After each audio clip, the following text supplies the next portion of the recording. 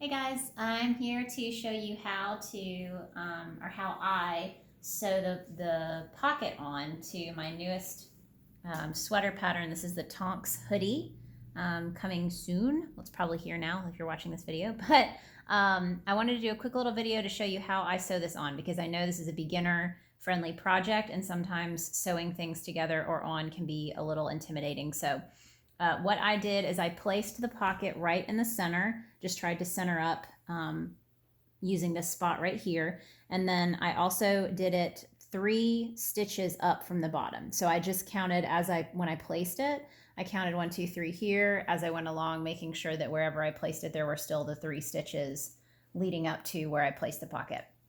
At that point, once you have it placed, you can use a couple of different options to tack this in place before you sew it.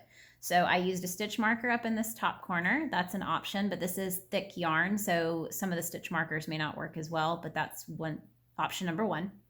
The second option is to use just some string. So I used some extra scrap yarn and I tied it in place. I just used a tapestry needle. You can also use a crochet hook to loop that through and have that in place. Just make sure that you don't grab more yarn on the bottom piece. You want to make sure that you're just in the top layer.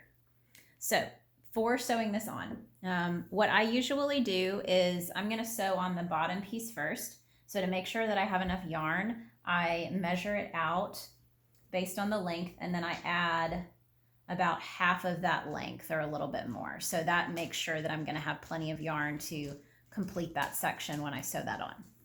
Once I have the yarn cut, I've got my tapestry needle, and I'm going to get that through there. Here we go. And I'm going to start at this top corner.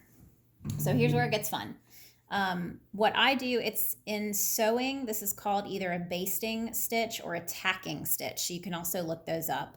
But I'm going to come through these first 2 layers here, and then I'm going to kind of point the needle down and find whatever stitch is right underneath that on that first layer. So then I can take my hand underneath that first layer and I can loop underneath that stitch. Okay. So I'm going to leave a bit of a tail. And then once I'm underneath that stitch, I'm going to go underneath the next 2 loops here. And I can kind of pull that tight a little bit. Okay, so then you're going to go through your next 2 loops. Lift just slightly to kind of look and see where that next stitch is directly underneath. So I'm just going to loop here. Go. Then back under the next 2 loops. Let's do that again. Through the front. Then we're going to lift, look for some of these stitches right underneath, pull through, and then go through those next 2 loops. Okay, so as you can see, it's when you pull that tight, you're going to have a nice stitch. If this was fabric, it would probably not be so great because the holes would be bigger, but since this is bigger yarn and a bigger hook, you already have holes that size, so it's really not that big of a deal to do it this way. I think it creates a really nice seam. So I'm going to keep going around the corner since we've got this hooked in place, you guys can see. So I'm going to go back through the front of these next 2 loops. Again, pull up and kind of look and see what's right there underneath it. Go underneath those 2. Okay, and then this is where this is hooked. So I'm just going to wiggle my way through that corner stitch to come back through the top.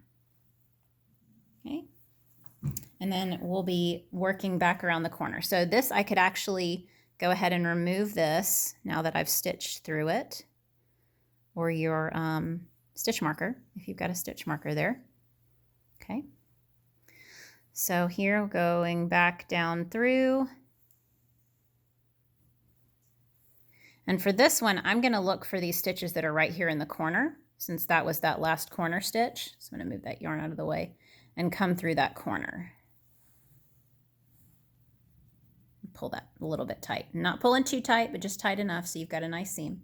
All right, so for the bottom here, I'm not going to do this whole pocket because it'll get super repetitive, but when you're doing this bottom portion, it's just taking your time and watching where you are. So let's, for instance, if we go ahead and start, let's see, I think I went through that one already. Yeah, so you can see where this yarn went through that one already, so you can see where you're at.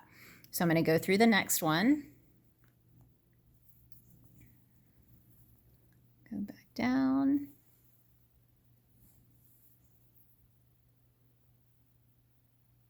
So I'm going through a little bit more here, and I just need to make sure, and actually I may have almost messed myself up because let's see, we've got stitch 1, 2, and 3, and I want to make sure that it's above that third stitch. So I'm going to find a spot that's just a little bit higher. Here we go. Through.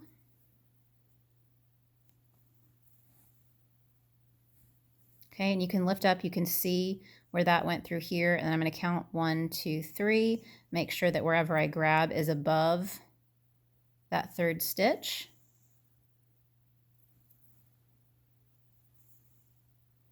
And you would continue on that way, and that's going to help you make sure. This is going to look a little uneven because this is the part of the hoodie that was separate, so this center piece was not the same as this.